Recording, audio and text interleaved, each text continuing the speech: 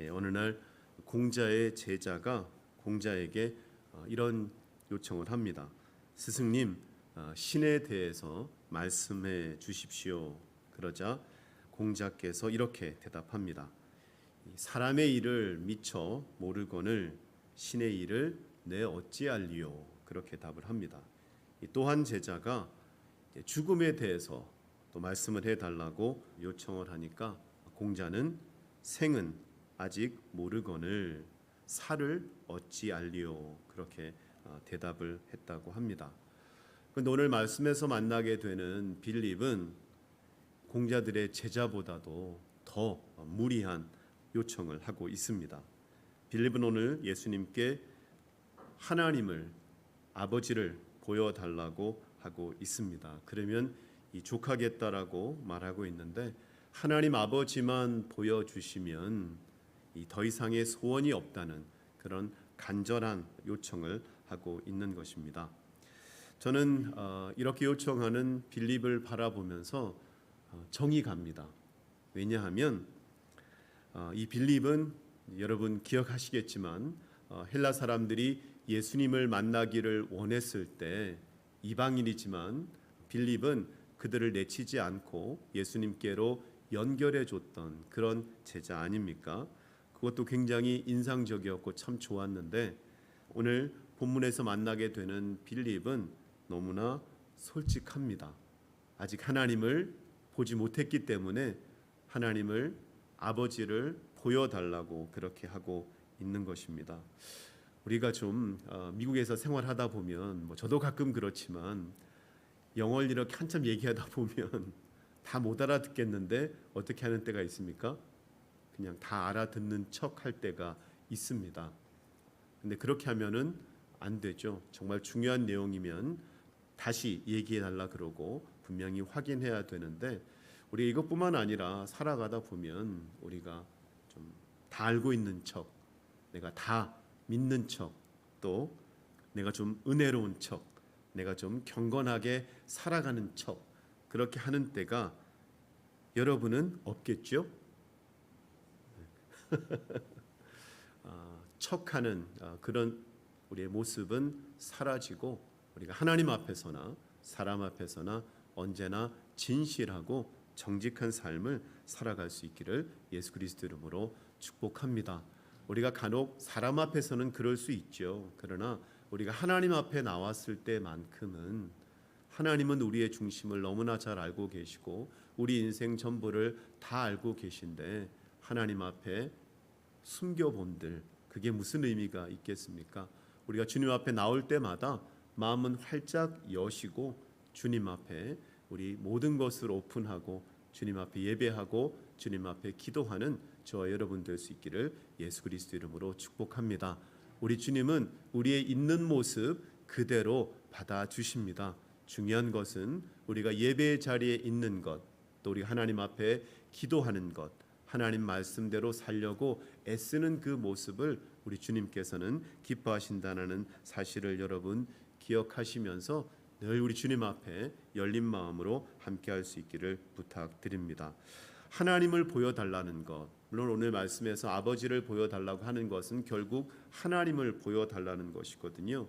근데 이것은 불가능할 것 같은 그런 요구지만 우리 예수님은 주저하지 않으십니다. 왜냐하면 예수님은 살아계신 하나님이시기 때문에 그렇습니다. 공자는 대답 못했지만 우리 예수님께 물어봤다면 우리 주님께서는 하나님에 대해서도 삶과 죽음에 대해서도 분명하게 말하실 수 있는 그런 전지하신 하나님이심을 우리는 늘 믿음으로 고백합니다. 예수님께서 이렇게 말씀하죠. 나를 곧 본 것이 아버지를 본 것이다 라고 그렇게 얘기합니다. 예수님은 곧 하나님이시다라는 말씀이신데 이것은 생소한 개념이 아닙니다. 요한복음 10장에 보면 예수님을 돌로 치려 하는 그런 유대인들이 나오거든요.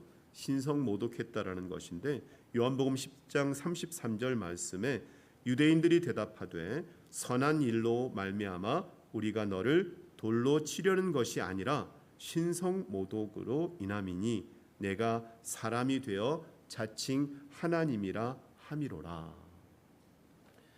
빌립은 하나님을 보여달라고 얘기했지만 이미 유대인들은 뭔가를 감지하고 있었던 것입니다.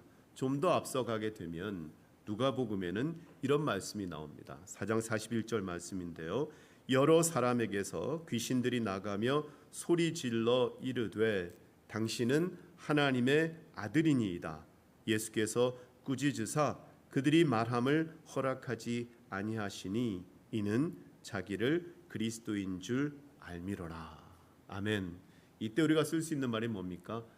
귀신이 귀신같이 안다라는 거죠. 하나님의 아들이라는 의미는 하나님이시다라는 말이고 그리스도, 우리를 구원하시는 메시아로 예수님께서 오셨다라는 것을 이미 귀신들은 알고 있었다라는 것입니다. 또 예수님께서 이 땅에 오셔서 전하셨던 말씀은 기존의 종교 지도자들과는 다른 그런 권위와 능력을 갖고 있었죠. 또 예수님의 삶과 사역 속에서 보여주셨던 그분의 그 놀라운 사랑과 그 긍휼, 그 놀라운 기적의 역사는 사람이 참 할 수 없는, 어떤 경우에는 생각조차 할 수 없는 참으로 놀라운 일들을 주님께서 많이 행하셨습니다. 그때 누가 있었습니까? 제자들도 함께 있었던 것입니다. 그렇다면 예수님이 곧 하나님이심을 누구보다도 더 먼저 깨닫고 믿어야 했는데 그렇지 못한 모습을 우리가 말씀에서 발견하고 있습니다.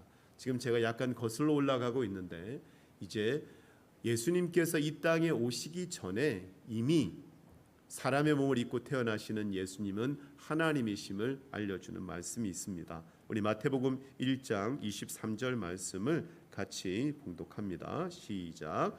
보라, 처녀가 잉태하여 아들을 낳을 것이요 그의 이름은 임마누엘이라 하리라 하셨으니 이를 번역한즉 하나님이 우리와 함께 계시다 함이라. 아멘.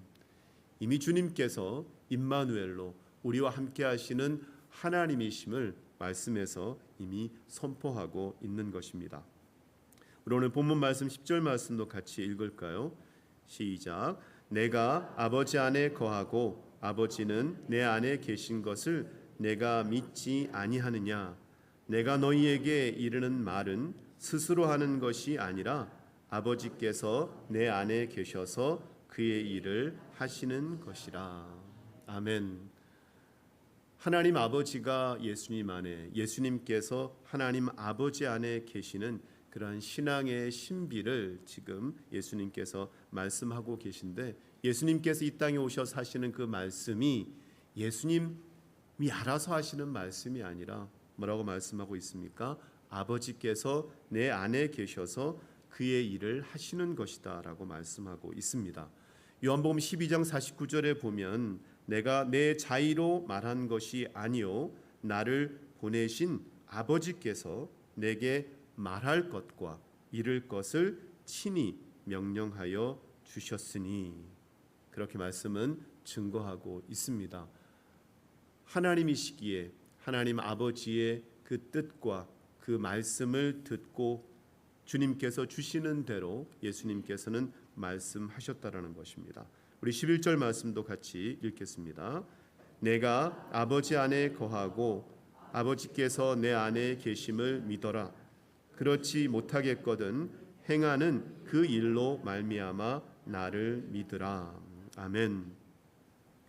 주님께서 거듭 말씀하십니다. 내가 아버지 안에 거하고 아버지께서 내 안에 거함을 계심을 믿으라.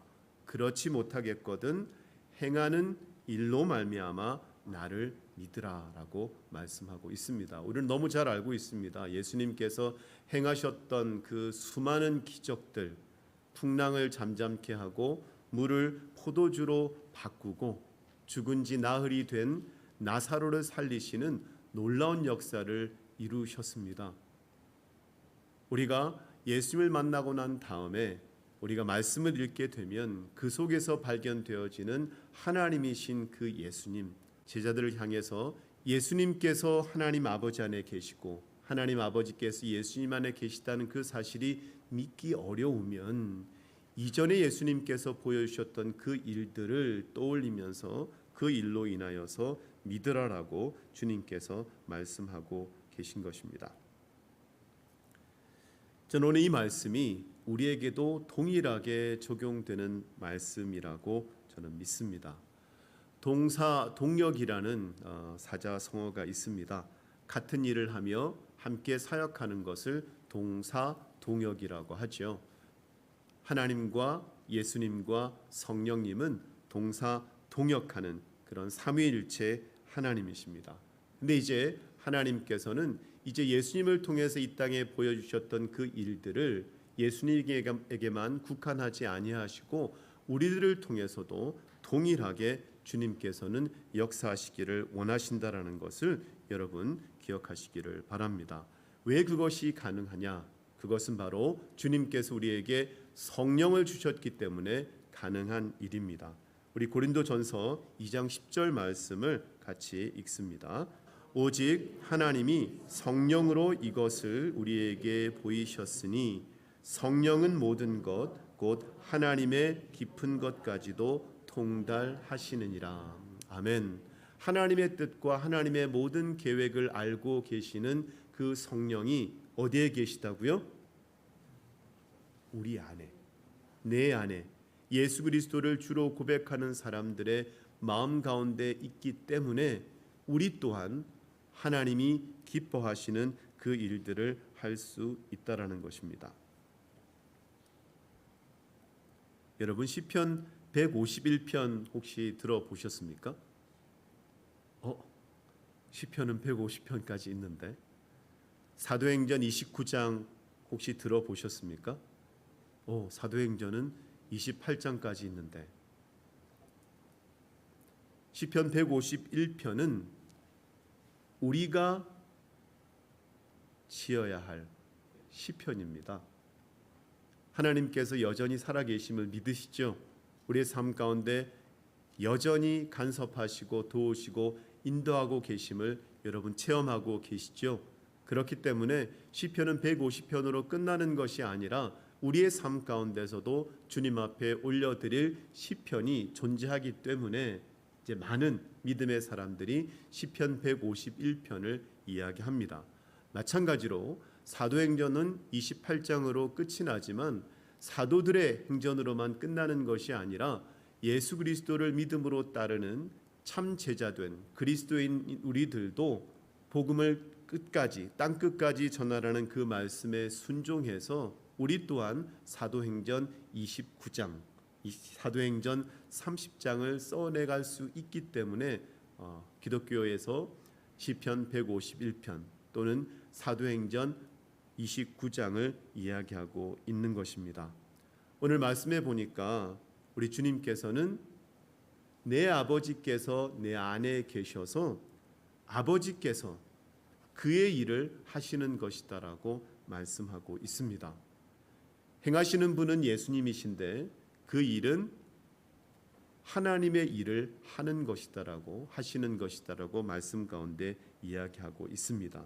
저는 그래서 우리가 동일하게 우리 가운데 성령을 주신 하나님이시기에 우리 또한 하나님이 하시는 그 일을 할 수 있다라는 것입니다. 마치 예수님을 통해서 하나님께서 하나님이 하시는 일을 하셨던 것처럼 우리들도 동일하게 하나님이 하나님의 일을 하실 수가 있다라는 사실을 여러분 기억하시기를 바랍니다. 그래서 저는 오늘 말씀을 통해서 여러분이 좀 새로운 어떤 도전과 소망을 붙잡았으면 좋겠습니다. 하나님은 지금도 사람을 통해 역사하십니다. 하나님께서는 예수님을 통해서도 역사하셨던 것처럼 동일하게 우리의 삶을 통해서 역사할 수 있음을 여러분 믿으시기를 바랍니다. 다음 슬라이드 넘겨주실까요? 제가 이제 여러분에게 이렇게 질문하고자 합니다. 하나님의 일을 하시는 것이다 라고 했는데 누구를 통해서요? 그러면은 나를 통해서. 또 제가 질문하면 우리를 통해서. 그렇게 하시면 되겠습니다. 준비되셨죠? 자, 하나님께서 하나님의 일을 하실 것인데 누구를 통해서요? 하나님께서 하나님의 일을 하실 건데 누구를 통해서요? 하나님께서 하나님의 일을 하실 것인데 누구를 통해서요? 믿으십니까?